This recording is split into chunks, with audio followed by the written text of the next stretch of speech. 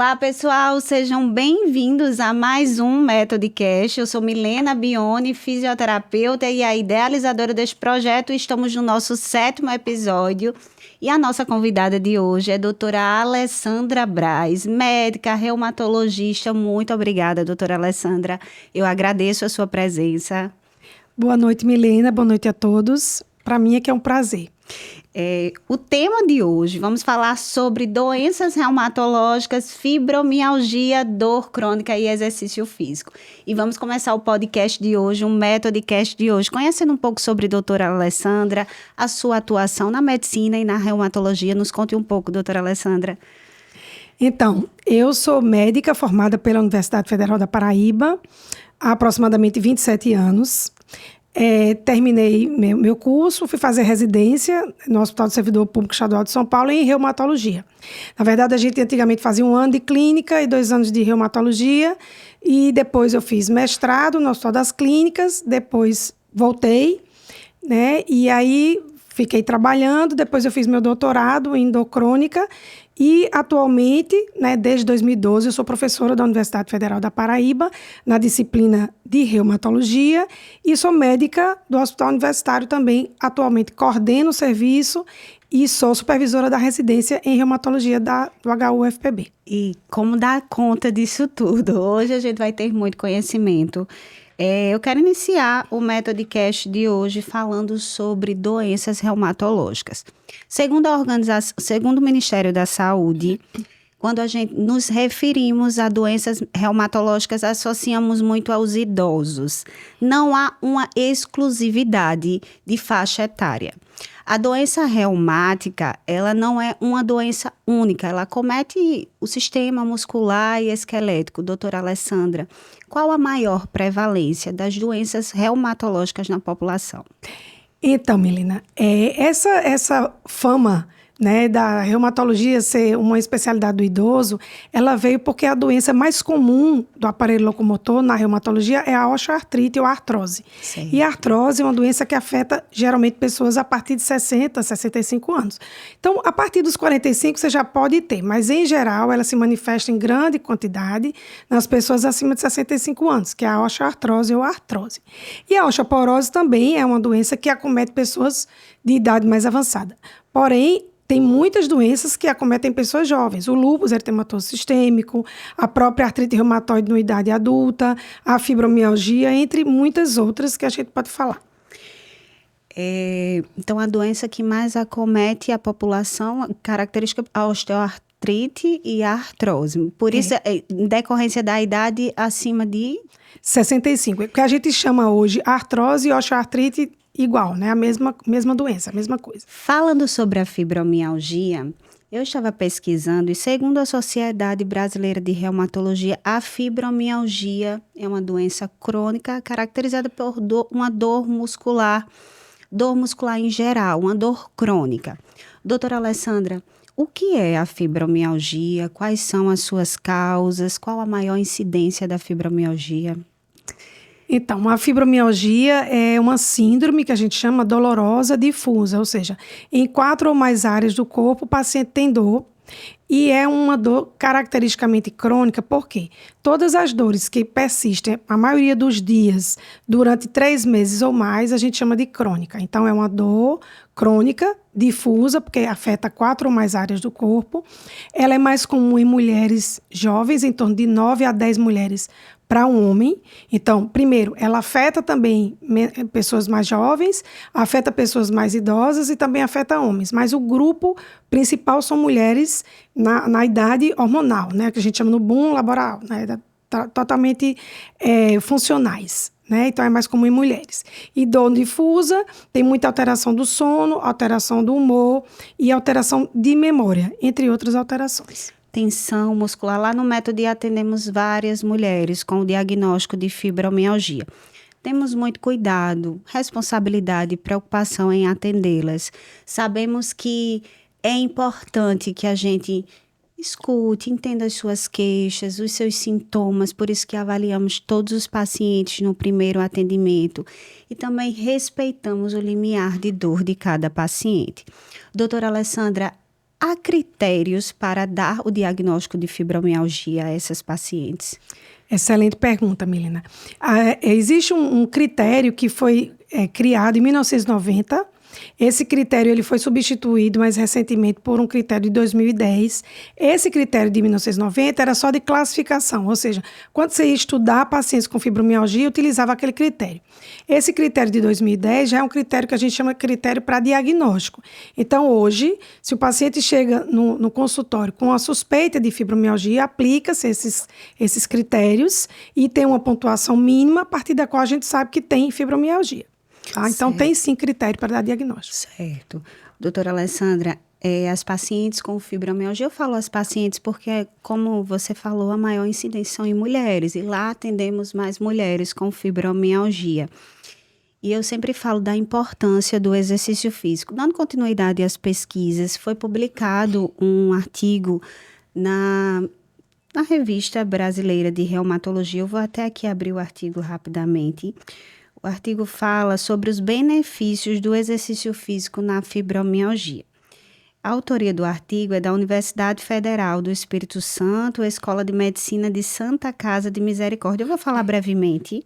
O exercício é uma intervenção de baixo custo que pode promover saúde em vários aspectos e é capaz de reduzir a dor e outros sintomas da fibromialgia.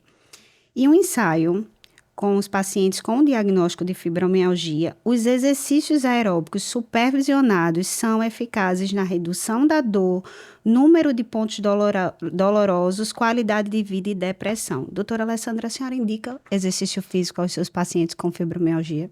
Com certeza. Na verdade, assim, a gente tem uma máxima, né, que é o tratamento da fibromialgia, é um tratamento multidisciplinar. Então, a medicação é um dos pilares, né, do tratamento, e muitas vezes a gente utiliza a medicação para que o paciente se sinta, né, capaz de realizar. Às vezes até a própria fisioterapia, você trabalha com isso, você sabe que tem pacientes que até massagem eles não toleram, na mínimos exercícios. Então, o objetivo maior é fazer com que esse paciente se sinta apto a fazer exercícios, porque hoje o exercício é considerado a melhor forma de tratamento. Mas sempre é difícil você conseguir o paciente fazer exercício se ele está sentindo muita dor. Sim. Então, a gente melhora a qualidade do sono com algumas medicações, alivia a dor do paciente, alivia às vezes a alteração de humor, para que ele se sinta capaz de fazer fisioterapia, muitas vezes psicoterapia também, que é a terapia com psicólogo, e exercícios. Então, o exercício é a melhor forma de tratamento em longo prazo desses pacientes, não só com fibromialgia, mas com dores crônicas em geral, inclusive com dor crônica na coluna lombar. Você falava antes de iniciarmos o método CASH, a importância do acompanhamento multiprofissional no atendimento dos pacientes com fibromialgia. O limiar de dor desses pacientes é mais sensível, eles têm um limiar de dor mais, como é que eu posso dizer? Tem menor limiar de dor, ou seja, às vezes até um vento frio, a gente está aqui no ar-condicionado, né? Então, tem paciente que com o ar frio é uma sensação de queimação. Aí a gente chama isso de alodinia, né? Ou alodínia, que é a diminuição do limiar para a dor, até mesmo para um estímulo normalmente que não é nocivo, tá? E tem uma hiperalgesia, uma dor acima do normal. Existem explicações fisiopatológicas para isso, ou seja, não é uma coisa que o paciente com fibromialgia bota na cabeça. E cada vez mais tem sido estudado. Então, agora mesmo, eu fui para o congresso, né, americano de reumatologia, tinha vários trabalhos já tentando explicar os mecanismos, e é baseado na explicação dos mecanismos que tem sido utilizado medicamentos para controlar as dores desses pacientes. Mas os pacientes têm que estar atentos que não é só medicação. Medicação é uma parte do tratamento, né? Como você bem falou, fisioterapia, atividade física, entre outras. Terapia, né? Como é a minha área, o exercício físico, e eu ressalto sempre a importância de ter a sensibilidade de prescrever esses exercícios, respeitar o limiar de dor destes pacientes, porque já que há essa sensibilidade à dor mais excessiva, mais acentuada, é importante que a gente administre os exercícios de forma individualizada e personalizada, respeitando a condição física de cada paciente. Doutora Alessandra, e quanto aos medicamentos para esses pacientes com fibromialgia, a senhora poderia abordar um pouco como é feito o tratamento? Então, na verdade, são poucos medicamentos que funcionam para fibromialgia. É até, assim, excelente pergunta, porque a gente vê pacientes que ficam tomando corticoide, né? Porque existe sempre um mito, né? Que o reumatologista, a gente prescreve sim, porque são doenças inflamatórias, mas para fibromialgia não funciona, inclusive é contraindicado. Alguns medicamentos, por exemplo, esse tarja preta, né? Que fazem a pessoa dormir, a gente não orienta, também é um medicamento que não funciona. Então, a gente tem alguns antidepressivos que têm ação para dor, que a gente pode utilizar, alguns medicamentos anticonvulsivantes que têm ação analgésica e alguns relaxantes musculares. Eu costumo dizer para os meus alunos que cabe numa mão um número de medicamentos que tem evidência científica para ser utilizado para fibromialgia. E que pode ser utilizado mais de um medicamento no mesmo paciente, através de que tenha um mecanismo de ação diferente. Então, um vai diminuir o estímulo doloroso e o outro vai melhorar a quantidade de serotonina, né? Sim. Que é uma substância que está muito envolvida tanto na fibromialgia quanto na depressão, na fadiga, entre outras situações clínicas. Há uma contraindicação estes pacientes com fibromialgia, com dor crônica, dor neuropática, existe algo que eles não possam realizar que a senhora contraindica a esses pacientes? Não, você agora pergunta... Não, assim, o que a gente... Você mesma falou. Tem que respeitar o limiar da dor do paciente. Né? Hoje, tanto para fibromialgia, para osteoartrite, né, que é a artrose, ou para lombalgia, né, a terceira causa mais comum, geralmente, de procura por um médico, depois de dor de cabeça, né, que é a cefaleia, infecção de vias aéreas, é a lombalgia. Então, a gente tem que falar da lombalgia, porque a lombalgia é muito, muito comum. Então, hoje, quando a gente é chamado para dar aula sobre dor crônica, a gente sempre fala, além da fibromialgia, da artrose e da dor na coluna. Então, sempre a gente tem que respeitar o limiar do paciente. Então, nem todo paciente vai se beneficiar naquele momento com determinada tipo de fisioterapia. Por exemplo, às vezes o Pilates agora não é bom, mas isso não quer dizer que depois que a dor mais intensa, ele não tenha. Então, não existe uma receita de bolo, né, para todos. Eu acho que uma das coisas mais interessantes no tratamento da fibromialgia é a individualização do paciente. Então, o paciente está dormindo bem, o paciente está fazendo, mas ele está com muita dor, então a gente precisa otimizar o tratamento da dor. Ele está melhor da dor, mas da parte emocional ele não está bem, aí a gente precisa, ele ou ela, né, que você já falou que pode afetar. A gente precisa trabalhar nisso aí também. E uma coisa que é importante que a população entenda, né? O paciente com dor crônica é que ele precisa entender a parte dele no tratamento, né? Então, a parte do médico, a parte do fisioterapeuta, do educador físico, do psicólogo, são importantes, mas a gente não está em casa com o paciente. Eu costumo dizer isso. Quem é meu paciente sabe do que eu falo. Eu não estou em casa com você. Então, é importante que aquilo que a gente crie, que a gente oriente, principalmente no SUS, sabe, Milena? Onde falta tanta coisa, né? Falta tanto acesso, né? A gente quer que o paciente faça fisioterapia, às vezes ele volta 6 meses depois e não conseguiu fazer. A gente quer que faça, às vezes, uma atividade física, aí mora num bairro perigoso, ou, porque o frio incomoda. Então, o que é que a gente orienta, né? A gente orienta começar aos poucos e ir progredindo, isso é a regra. Então, não consigo fazer exercício. Olha, 10 minutos por dia é melhor do que nada. Verdade.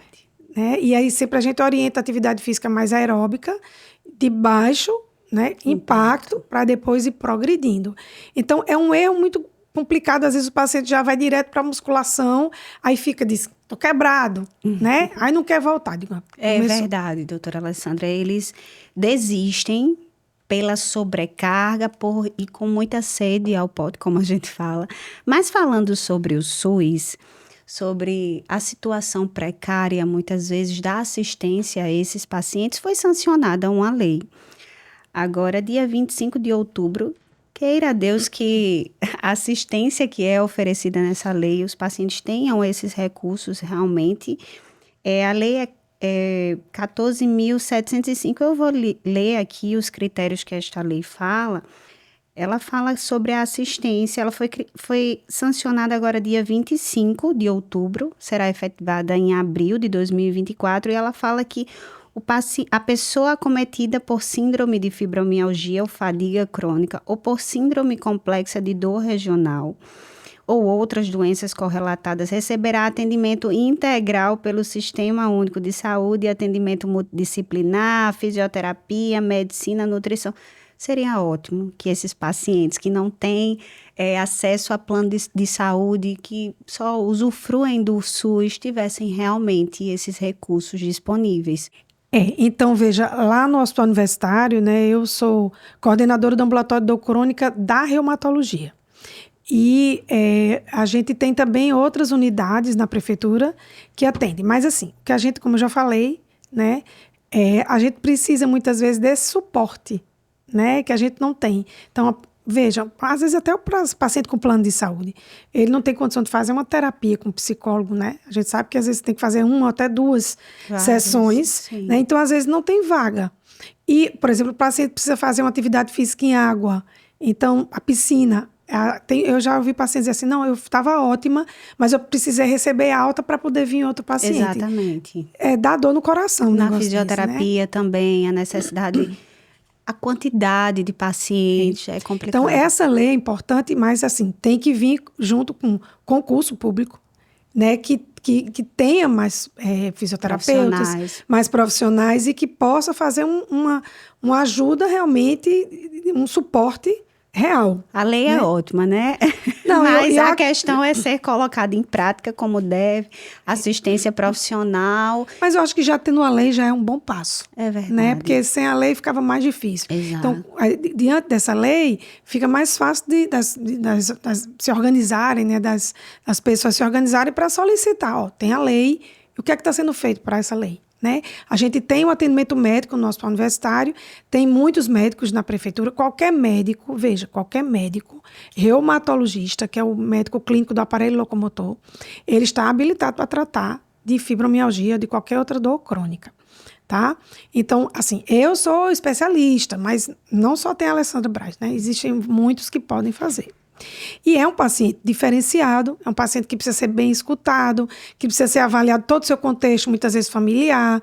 Então, lá o hospital é um hospital escola, né? Então, a gente recebe uma verba, a gente não é porta aberta, então tem um número de pacientes X, eles são regulados via PSF, mas é bom que a população saiba que todo reumatologista é apto a tratar a fibromialgia e qualquer dor crônica. Mas é importante procurar bons profissionais de referência, por isso que eu trouxe essa pergunta aqui.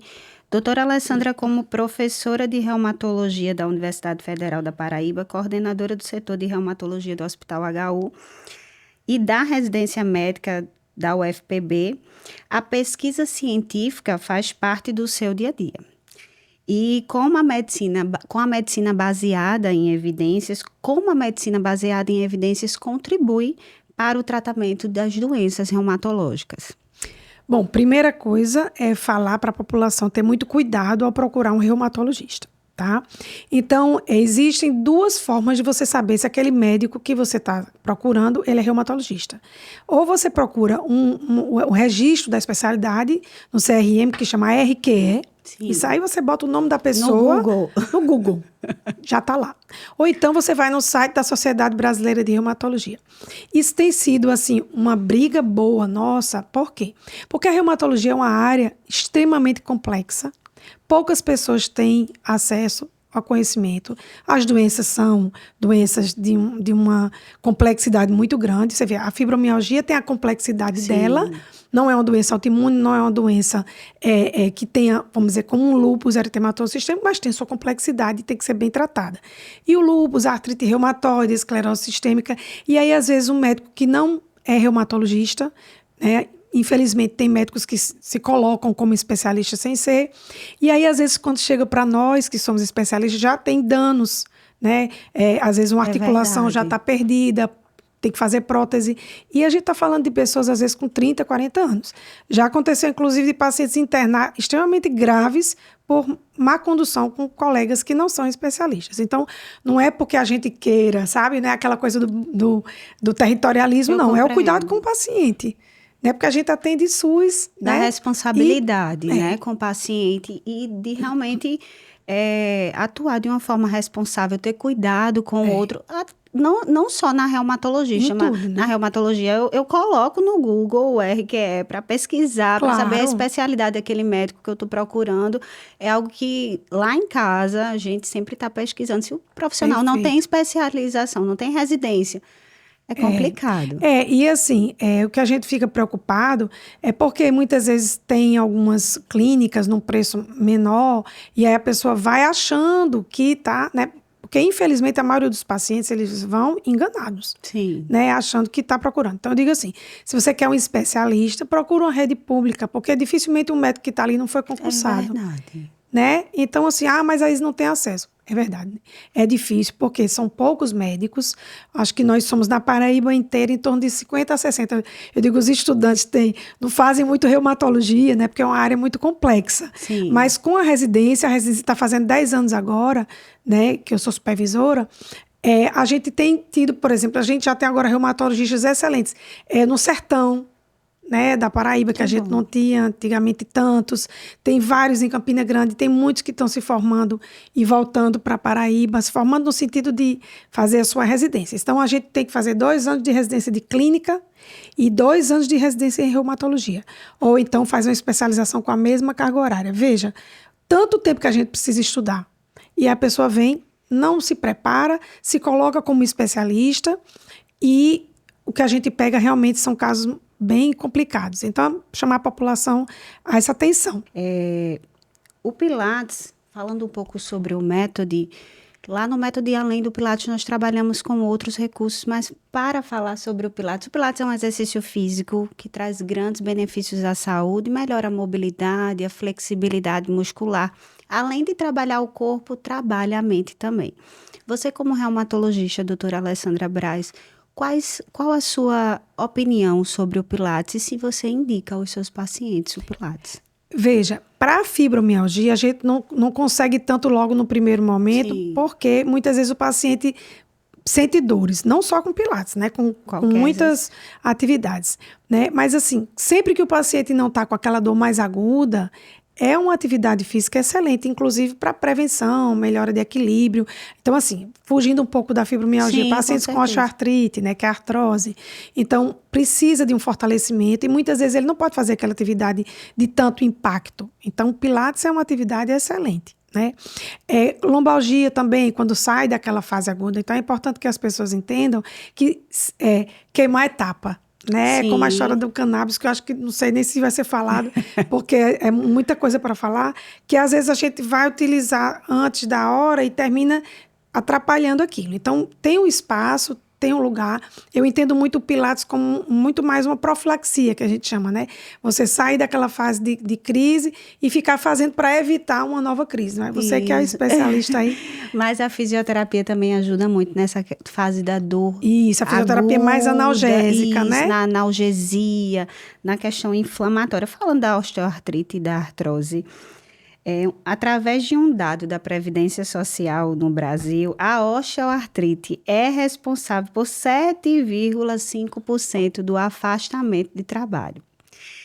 O que é osteoartrite e artrose? Quais são as suas causas? Você já falou resumidamente, mas nos fala um pouco sobre a osteoartrite. Veja, a osteoartrite é uma doença que decorre da degradação da cartilagem. Então, a gente tem a cartilagem, ela é um tecidozinho macio que fica recobrindo o osso, vou falar de uma forma bem, né, para o pessoal entender.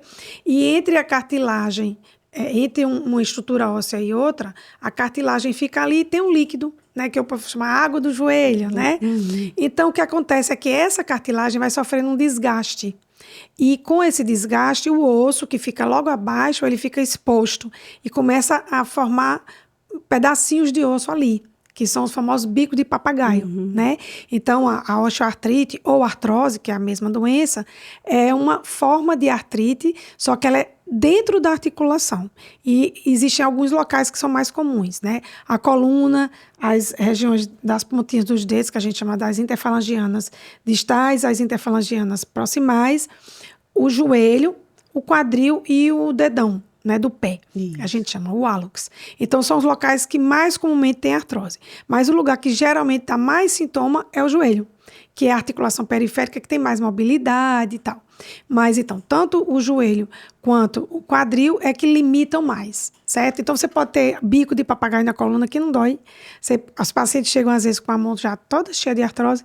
Ah, doutora, eu vim porque eu tô com a mão assim, mas não foi agora. Não, já faz anos. Então, pode ficar pouco sintomática, né?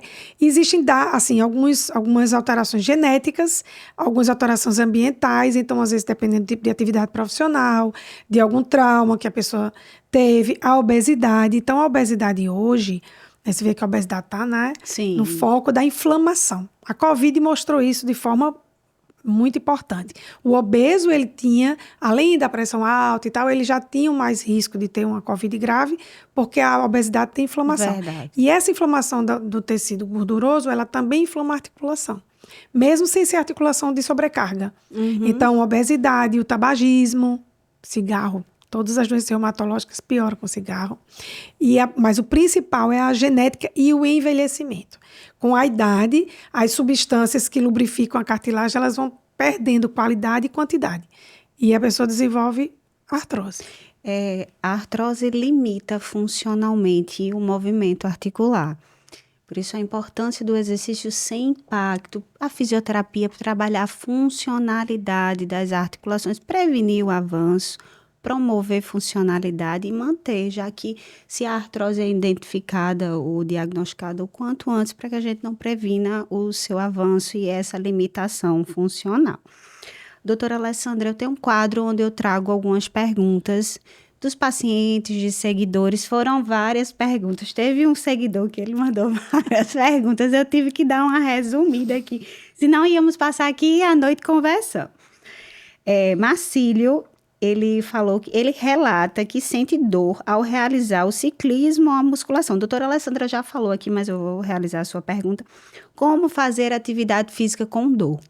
Dor em que lugar, ele falou? Não, só falou que ele sente ao realizar o ciclismo e a musculação. Ele especificou a atividade física. Vamos lá. Então, assim, não entendi direito qual é o lugar. Né? O que a gente tem uma máxima é, se durante a execução do movimento a articulação está doendo, então o exercício aí, nesse momento, não está interessante. Então, você falou aí, ó, ele tem artrose de joelho. Então, ele vai ficar parado. Ele pode fazer hidroginástica, ele ou ela, né, o paciente. Sim. Pode fazer hidroginástica, pilates, pode fazer musculação. Então, o agachamento, ele sobrecarrega muito o joelho. Então, às vezes, o paciente não pode fazer o agachamento sem bola, mas fazendo com bola já não sobrecarrega tanto, porque a tendência da pessoa sobrecarregar a articulação do joelho. Tem algumas coisas que as pessoas adoram fazer. Subir e descer a escada. A pessoa se pabula, né? Eu subo 3 lances de escada. Aí não é interessante para a articulação, porque são movimentos de flexão para o joelho. Então, é importante fazer exercício dependendo do tipo de dor. E aí, tem alguns tipos de alongamento que são bem interessantes para os pacientes que têm dor lombar ou uma dor miofacial. Mas se ele está sentindo dor na articulação durante a execução do movimento, precisa conversar com o educador físico para moldar o exercício, mas não deixe de fazer exercício. Muito bem, por isso a importância do acompanhamento profissional, o agachamento, manter o ângulo de proteção, ter cuidado com a intensidade deste exercício. Carga, né? Que às vezes é a carga muito pesada.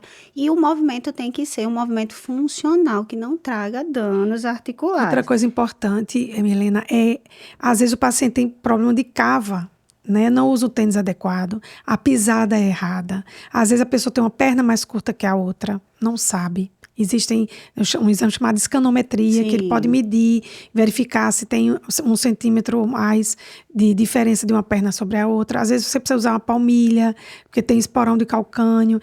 Então, assim, tem que ser feita uma avaliação bem feita para poder a gente dizer. Mas se está sentindo dor na articulação durante o exercício, pare de fazer, converse com o seu educador físico. Procure um profissional, um médico, reumatologista. Isso. E a avaliação, como a doutora Alessandra disse, é muito importante. Avaliar nós, fisioterapeutas, o educador físico, avaliar o seu cliente, o seu aluno, entender a biomecânica, entender se há limitação funcional, desequilíbrios posturais para prescrever o exercício de forma correta. Beatriz, ela perguntou quando uma doença ela pode ser considerada crônica. Doença reumatológica, né? Então, a gente tem esses 3 meses, certo? A partir de 3 meses, a gente já considera crônica. Um exemplo, chikungunya. Chikungunya até 14 dias, 15 dias é aguda. Entre 15 e 3 meses, subaguda. Passou 3 meses, tá com artrite na articulação. Há 3 meses, já tá crônica, reumato. Ótimo. Fabiane, ela só ressaltou, é uma seguidora que tem fibromialgia, depois de um tempo buscou o Pilates, devolveu a saúde, e se é comum o avanço, a melhora da fibromialgia. A doutora Alessandra já tinha falado antes de iniciarmos que pode ocorrer a melhora. Sim, com certeza. Né? Assim, o paciente fazendo o tratamento de forma excelente, né? Ele conseguindo fazer tudo direitinho, tirando os estressores, os gatilhos, né? Porque às vezes existe muito componente familiar, no trabalho, de uma série de fatores que você está tratando, mas aqueles gatilhos estão ali. Então, a gente tem vários pacientes no ambulatório lá do HU, consultório particular também, e aí eu digo assim, eu faço brincadeira, eu digo, olha, vou dar alta. Não, doutora, não me dê alta não, porque eu quero ficar aqui, mas você tá bem, mas eu quero ficar com a senhora. Então, assim, a gente tem, tá? É importante que a população entenda isso, que como qualquer doença, no lúpus, na artrite reumatoide, existem formas mais agressivas, mais persistentes e refratárias, ou seja, não respondem tão bem, mas existem aquelas que respondem muito bem e tem pacientes que ficam praticamente curadas. Ótimo. Não só da fibromialgia, mas de uma dor crônica de outra área. Marcílio, novamente. Marcílio fez várias perguntas, eu trouxe 2.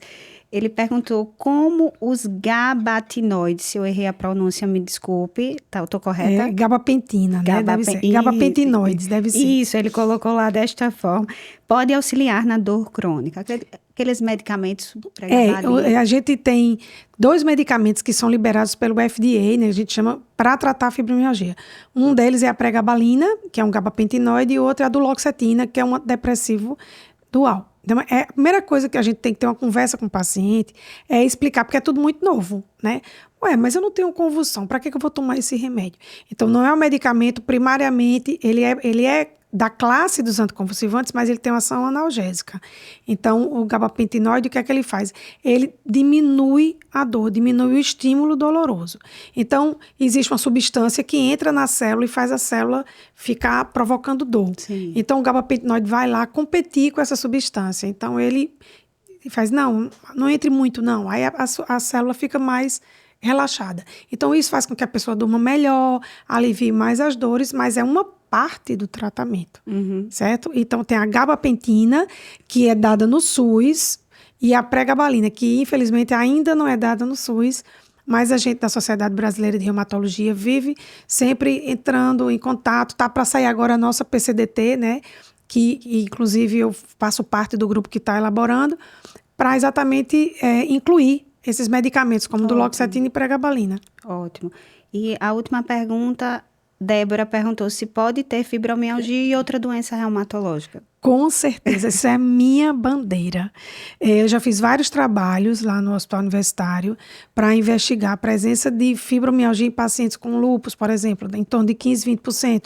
Então, tem trabalhos na literatura já brasileira e internacional, 15% dos pacientes ou 20% dos pacientes com artrite reumatoide pode ter também espondilite. Então, a primeira coisa que eu recebo muito paciente, olha, eu vim para a senhora porque eu quero saber se eu tenho fibromialgia ou se eu tenho espondilite. Eu digo, por que não pode ter os dois? Ninguém quer. Mas vamos dizer que seja. E aí você trata os dois. Porque muitas vezes a pessoa trata um em detrimento da outra e a doença não é bem controlada. Então, o meu nome dela? Débora. Pode sim, Débora. Não é em todo mundo, né? E outra coisa, fibromialgia não é diagnóstico de exclusão. Ou é fibromialgia ou é outra coisa. Ela pode vir associada. Ótimo. Muito obrigada por responder as perguntas, doutora Alessandra.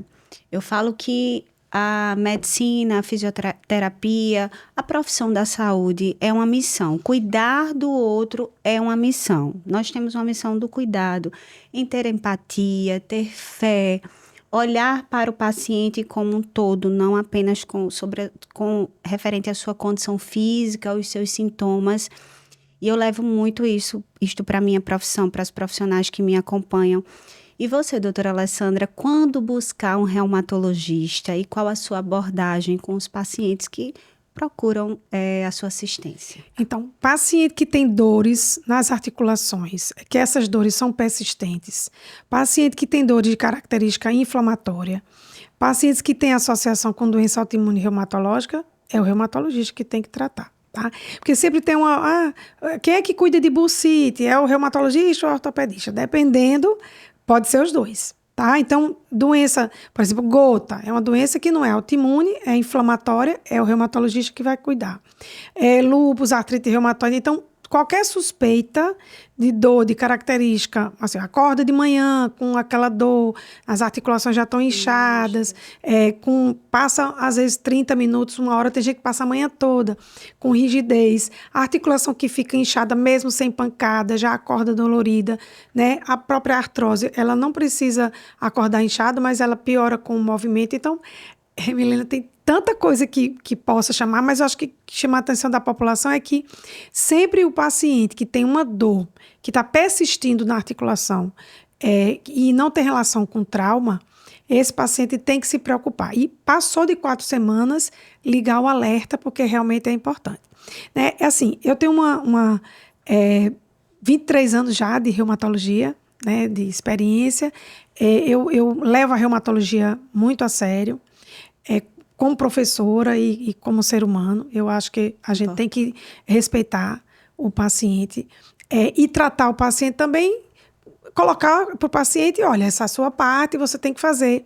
Que o paciente, eu sou reumatologista de adulto, eu brinco, olha, o corredor de pediatria é do outro lado, né? E aí é importante que o paciente se empodere. Então, a gente pega pacientes muito jovens, com doenças muito complicadas, às vezes tem que tomar corticoide, modifica o rosto, espinha, queda de cabelo. Pacientes com fibromialgia, às vezes tomam um medicamento que deixa mais lentificada.